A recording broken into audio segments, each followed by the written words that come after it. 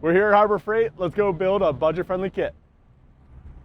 Going into Harbor Freight, we need just the bare necessities here for this budget build. Starting off with the star of the show, the Bauer portable pressure washer. We'll see how that works out for us later. And that tool came in at just $59.99. But just like anything else in power tool related, the tool's cheap, but the batteries aren't. So we had to get a battery up here too. That was $115 itself. Moving on, we're going to need a couple other things. We're going to need, of course, some invisible glass. Can't leave without a can of that. And you know what, while we're here, let's grab some tar and sap remover because we're going to need a little bit of that as well. We're going to need a wash mitt here. We're going to give the Grant's Harbor Freight Special a try. Also on the Grant side, we're going to try out the drying towel and the 16x16 microfibers. Something else that caught my eye here was the deluxe wheel brush. We'll give that a shot, and why not try out the Grant's grit guard while we're at it. I think everyone and their mother has seen the Harbor Freight buckets. They're actually quite nice. We spent a little bit of time walking around the store before I finally found this stack of buckets here. We're probably going to need two for the 2-bucket wash method, and then we're going to run up to the register and check out.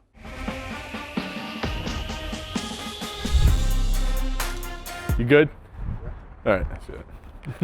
The first things first, we're gonna go wet down the entire vehicle, try and get some of the major debris off, and then we're gonna go through with a bucket wash and chase it back over. So we'll see what the, I think it's about a half gallon a minute this portable pressure washer puts out, somewhere around 320 PSI, but I assume that's for, this nozzle has 25 degrees, 15 degrees, 0 degrees, a shower, and a 40 degree.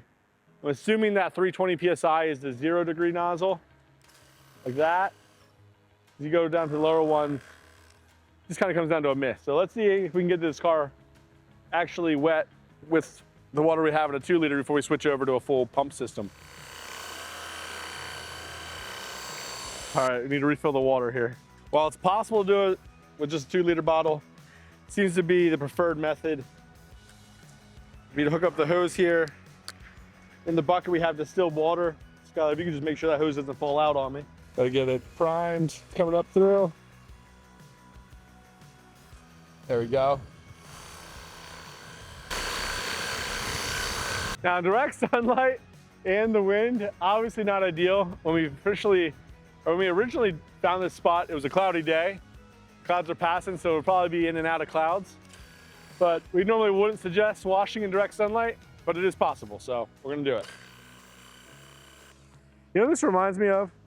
So growing up, I raced motorcycles, dirt bikes, and at the track, you'd always be washing your bike with a pressure washer, but a lot of times we'd be filling out of like a 55-gallon drum, and you constantly have issues where the water wasn't quite the right way, so you're tilting the drum so it was gravity fed into the pressure washer. You just constantly have suction issues because there's no pump sucking it, and this kind of seems to be the same issue because Skylar's just chasing me around carrying this bucket. And it loses suction quite a bit. So far, early reports, not ideal, but we'll keep trying. We're going to use a little wheel cleaner, a brush we got from Harbor Freight. I'm just gonna dip this in. This is a bucket of soapy water. I'm not gonna keep going back to this because we're also gonna wash the car with the wash mitt out of this, so I don't wanna but I wanna get the brush nice and wet. Spray on the wheels here.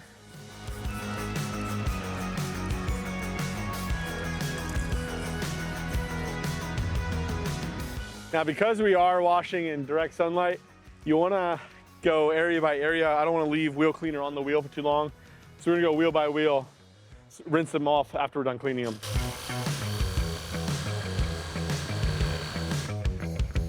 Man, this makes me grateful for having a pressure washer that puts out 2 gallons per minute. Because this is a lot of time rinsing. One wheel clean, do the rest. Brush works really well. This is a good size. Bristles are nice. And to be fair, Harbor Freight does sell pressure washers that put out the gallons per minute and the pressure that would be perfect for washing your car. We're just going the most budget build, which that pressure washer is only $60. So that's why we chose that. And it's also a completely portable system where we don't need a water hookup. So if someone was in like a area where you don't have a water hookup, you can at least get some kind of water to it, you can still get it done.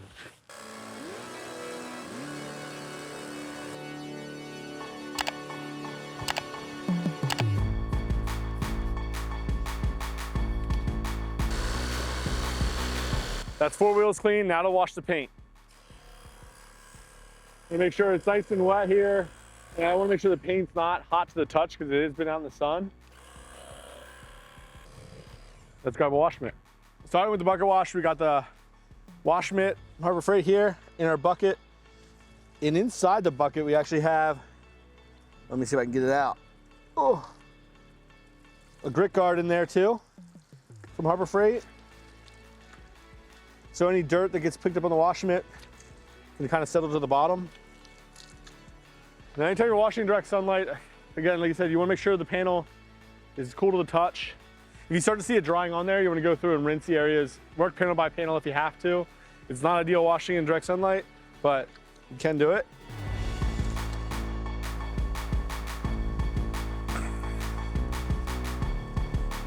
All right, see how this is starting to dry? So we got to go through and rinse some of that. So I'm gonna rinse the top side down before I wipe down all the doors.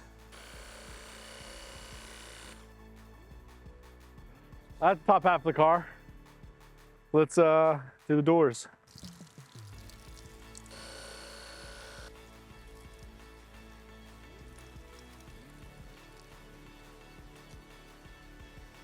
Is that all of it? It doesn't go very far. A gallon.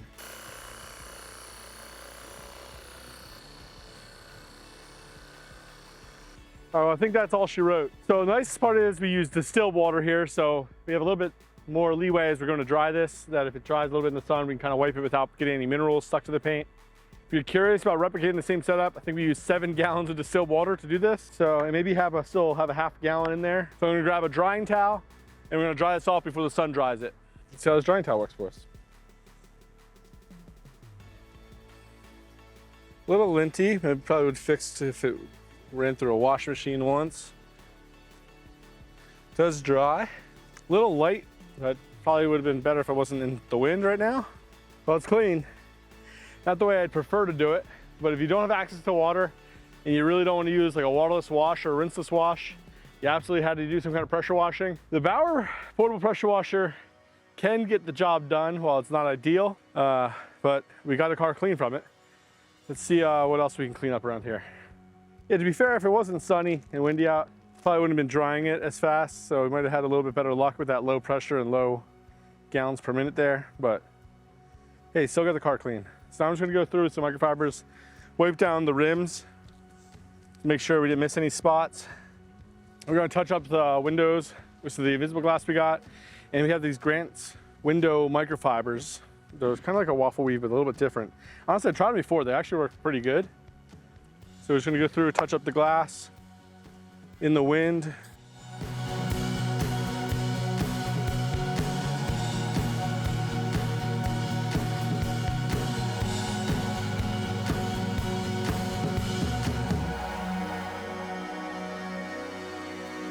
Quick tip, if you ever have to clean glass in direct sunlight, you want a little more product on the glass, so it gives, like as soon as it touches the glass and the sun's hitting it, it starts evaporating. So you want to go a little bit heavier than you normally would to make sure there's enough moisture to clean the glass and be able to spread it around before it inevitably evaporates on you.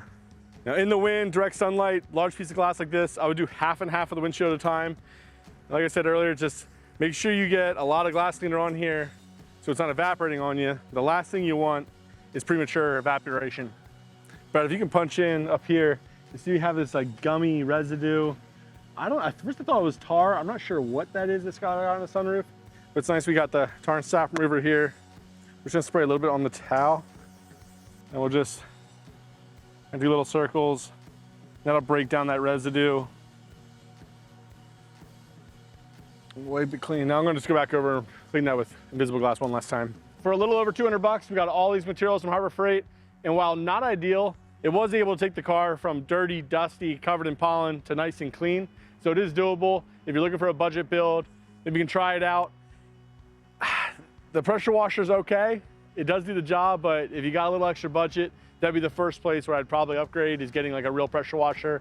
But if you don't have a water hookup, this sucker's gonna work for you. Thanks for joining us in this one. We'll see you in the next one. Did you enjoy that video? Well, guess what? We got more of them. There's probably one on your screen right now. Give it a click and check it out.